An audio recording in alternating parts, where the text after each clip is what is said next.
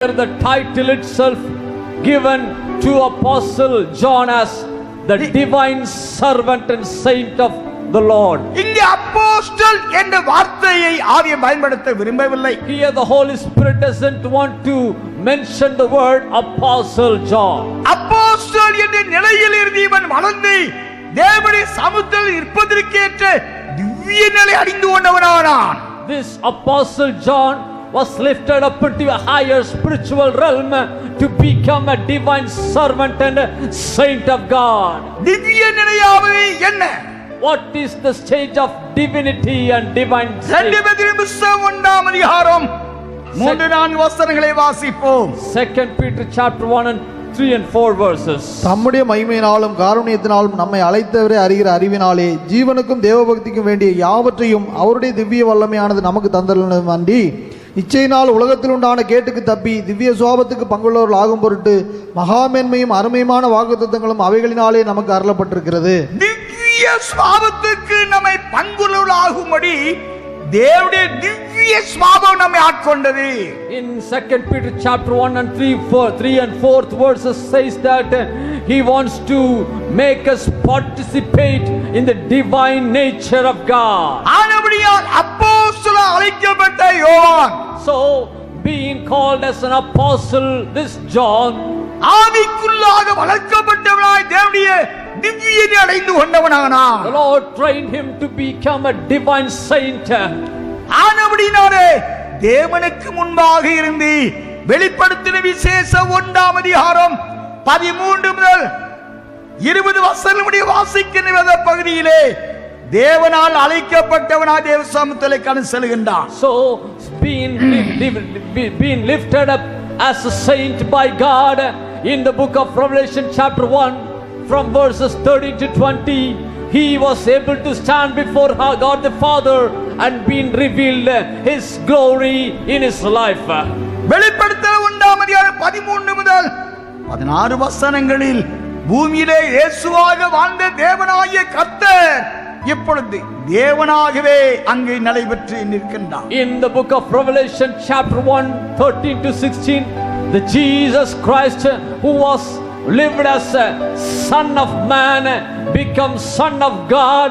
He himself reveals himself to the Saint John. வெளிப்படுத்தல் 1:14 வசனத்தில் அவருடைய சிரசு மயிரும் வெண்பஞ்சை போலவும் உறைந்த மலையை போல வெண்மையாயிருந்தது, அவருடைய கண்கள் அக்கினி ஜுவாலை போல் இருந்தது.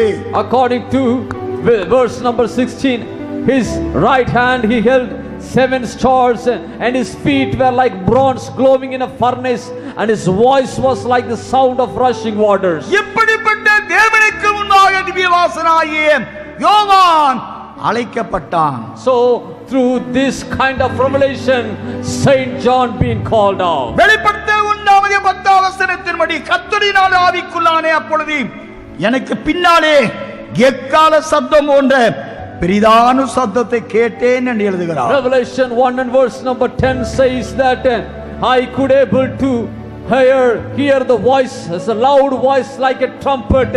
I was filled with the Spirit. தேவனாகிய கர்த்தர் தன் ரகசியங்களை அறிவிக்கும்படியாய் அறிவிப்பை அறிந்து கொண்டவர்கள் ஆவிக்குரிய மண்டலத்துக்கு அறிவிக்கும்படியாய் ஒருவன் தகுதியடைய வேண்டும் என்றால் அவன் பிதாவினால் அழைக்கப்பட வேண்டும். If a man want to be used by the Lord and to become a voice to the last days church, he should be called by God the Father himself. ஆவிக்குள்ளான நிலையில் உள்ளவர்களை தேவன் அழைப்பு கொடுக்கிறார். The Lord calls out the people who are filled by the Spirit of God. திவ்யவாசனாகிய யோவான் நிலையை உடையவனாய் இருந்தபடியால் ஆவிக்குள்ளாகிறான். This John was lifted up by the Lord to a higher spiritual realm, so he was called as a saint by the Lord. வெளிப்படுத்தல் 4ஆம் 1 வசனத்தை வாசிப்போம். Revelation chapter 4 verse 1 says like this. இவைகளுக்கு பின்பு இதோ பரலோகத்தில் திறக்கப்பட்டிருந்த ஒரு வாசலை கண்டேன். முன்னே எக்கால சத்தம் போல என்னுடனே பேச நான் கேட்டிருந்த சத்தமானது, இங்கே ஏறி வா, இவைகளுக்கு பின்பு சம்பவிக்க வேண்டியவைகளை உனக்கு காண்பிப்பேன் என்று விளம்பினது. உடனே ஆவிக்குள்ளானேன். அப்பொழுது இதோ வானத்தில் ஒரு சிங்காசனம் வைக்கப்பட்டிருந்தது. அந்த சிங்காசனத்து மேல் ஒருவர் வீற்றிருந்தார். வீட்டிருந்தவர் பார்வைக்கு வச்சிரக்கல்லுக்கும் பதுமராகத்துக்கும் அருமையான கர்த்தருடைய பிள்ளைகளே, Dearly God's people, முன்னே எக்கால சத்தம் போரையினுடனே பேசின அந்த சத்தம் என்னை அழைத்தது என்று ஒன்றாவசனத்தை சொல்லுகிறார். he is saying that the voice which is like a trumpet, it was spoken unto me. வெளிப்படுத்தல் 1:10 அழைத்த அதே தேவன் இப்பொழுது வெளிப்படுத்தல் 4:1 மறுபடியுமாக அழைப்பு கொடுக்கின்றார். The same God who called John in Revelation 1:10 is once again calling him in chapter number 4:1. தன்னை அழைத்த தேவாதி தேவன் அக்கினிமயமான கண்களுடைய